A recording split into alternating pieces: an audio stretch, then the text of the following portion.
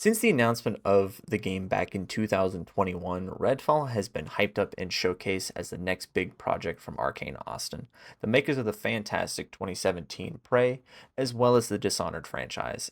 And that's what makes the situation surrounding Redfall such an odd subject. While I did have some fun with Redfall, a majority of it is questioning what the vision was for this game and what really Arcane was trying to do. Arcane's best known for their immersive sims with detailed worlds with various ways to explore and solve a solution, no matter how big or small. Redfall is best described as an open world looter shooter style game in the vein of Borderlands 3 meets Far Cry, with various colored tiers of loot and skill trees for each of the respective characters. If you've played an open world game or a looter shooter style game, you will know sort of the basic structure or how everything will look. And one of the first big changes that you're sort of greeted to when you start up the game is that Arcane opted for more of a storyboarded style of drawings and a mix of animated 2.5D scenes versus fully animated cutscenes with characters rigged and stuff.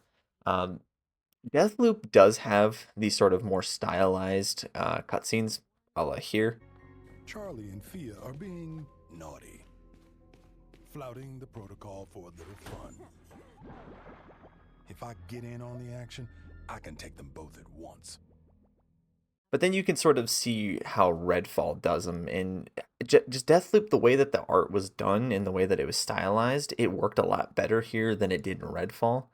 And occasionally you will find some of these classic little notes laid out around the map, but that is the classic arcane storytelling that you're finding right there. But those were always meant to complement the story in the other sense, whereas in Redfall, unfortunately, it does feel like that's where a lot of the story does lie. So I do want to talk about a few things that I did like. The setting of Redfall I thought was really cool. The New England countryside kind of vibe looking. That intro I always thought was really cool. Waking up on the boat, the waters kind of all cascaded up. That was really cool and a nice touch. Each of the character designs, I played it as Devinder, and then in my second playthrough, I played a little bit as Jacob. But all the character designs I thought were really cool, as well as the vampire designs as well, between the Watchers, the Blood Bags, and then the Rook. I just wish that there was a little more variety to them instead of just being one of four different designs. Then that's basically it, what you're left with.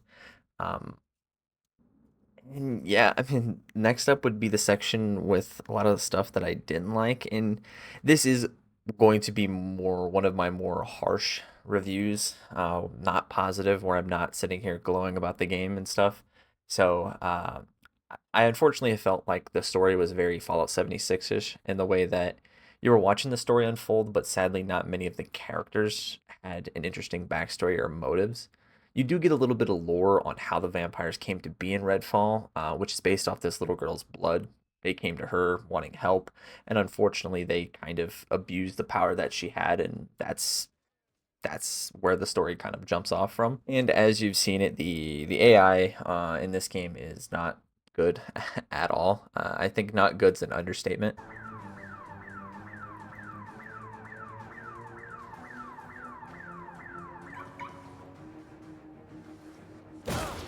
But it's very odd when you look at the AI in this game versus the AI in Prey, for instance. Prey, they could turn into the mimics could turn into basically any object. I think it was besides a pencil. They made it so they could turn into almost any object besides a pencil because it's something to do with clipping. Uh, but that mimic could turn into that object, attack you, hide, but also change into a different object. So I mean, the game's mind fucking you along the way, and you got to deal with that, and then you go from that to what we have here, and that's just a really big disconnect, I think. Um, the safe houses, and let's talk about the safe houses. I know it sounds like a really weird thing to fixate on, but this safe house was essentially the same exact way every time. You had the door, and then you had a wire that you would have to find and follow that to a generator. Occasionally, you would need a key, and that was it. That was it. I really think that they could have varied these up a lot more. And I'm a hardcore Destiny 2 player, and I've arguably been doing the same shit for the last 6 years. But it's the way you dress it up for those 6 years and making me realize that I'm not doing the same shit over and over again while still doing the same thing over and over again. I also point to Far Cry 5 as a great sort of litmus test. I should say, not litmus test, but more of a comparison, because that is sort of the comparison that Arkane themselves made, where you had these prepper stashes. They're full of loot, full of stuff to do. Essentially, they are the same thing, but there's varied ways of going about getting to them. There was one where you have to unflood a submerged bunker. There's another one where you had to use these sort of grappling hooks to get your way into the leveled area where it's at. But it's the way they dressed it up and they made it not so obvious that yes, you are doing the same thing, but they made them all varied in each of those different ways. And that's something that I really think that Redfall could have benefited from. Sadly, the loot also doesn't do much in this game as well. Because in most games, you will have sort of your different tiered loot. You've got your white, you've got your green, blue, purple, and then usually yellow, orange is sort of the top tier. And in this game, when you get an exotic or an unrivaled weapon in this game, one of the main perks, as you can see here on this weapon, is that it does 75% bonus weapon damage on headshots. And then when you scroll down to this purple rifle, you'll see the same exact perk, but the percentage value has just been decreased by 25%. I think exotics should be something that is special and only that weapon is able to do, because that is in what sense makes them exotic and makes them special, is because they do that one thing and it's so cool, and that's the reason you need it. That's something I raise it and say the name from the heavens. Destiny 2, that's something I think that they are awesome at, is making each weapon exotic weapon. Exotic weapon. Feel unique and special in the perks and the traits that it has as well. And that leads us into sort of the end topic. What does Arkane do next with Redfall? I don't think that this game should have been sold for $70 and billed as a massive flagship title for Xbox. Something more appropriate, I think, would have been the game preview tag, because in no way, shape, or form does it feel like this game was fully shipped and play tested and ready. And being upfront with the community would have gone a long way with us. And then Phil Spencer himself even said that even a simple delay he doesn't think could have fixed a lot of the issues. A lot of the core issues with the game seem to be design choices from a studio that's best known for making detailed, rich sandboxes to having them make a giant open world that sadly doesn't have much littered throughout it. And player feedback could have been a great way, and still can be a great way to further service the game. And I do have just five or so topics that I think that really could help the game improve in a way. I'm just trying to think of ways to better the game and move forward from that. So, safe house variety. That's definitely, I think, one that should really be up there. More open world activities, more populated open world. Give us more stuff to do with the open world. You can walk for 2 to 3 minutes without seeing an AI body sometimes, and that's mostly in the first area. In the second area, it does get a little more populated, but moving on to the fourth one, meaningful exotics. Make me give a shit about the weapons that I'm going for and grinding, because that makes the joy of playing the game so much better when you have a gun that is fun to use.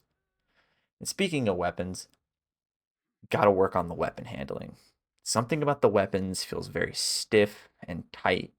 And I'm playing on mouse and keyboard, and I've even noticed when you slide, your weapon is sort of locked. You can't really turn all that well. So I'm wondering if they can work on that a little bit more, but it does seem like a lot of people are calling for them to abandon ship here with Redfall, but there was a bite back edition that was sold and billed with 2 additional characters and a little bit of content here as well. I'll throw it up on the screen. So it does seem like a portion of Arkane is going to be working on this and updating the game for the next couple months. And I'm sure with the game being available on Game Pass, it'll make it easier to revisit down the line. But unfortunately, at this time, I do not recommend Redfall. Now, I know this has been a little bit more of a downer or a negative review, but I never want a game to be negative, or I never want a game to be bad. It's a disappointment when that comes out and it's not what you're expecting. So I truly wish Arkane nothing but the best in the future, and the future of Redfall as well. I want them to continue to try to make the game better and make it at least to what they think the game should be. So if you have made it this far, I do appreciate you staying and listen to me ramble and talk about Redfall. So stick around, subscribe, like the video. I've got plenty other reviews here in this category. So if that's your thing and you fancy it, I do appreciate it. And this has been my review of Redfall. Thank you for watching. There's just one thing standing in their way. A whole town full of vampires.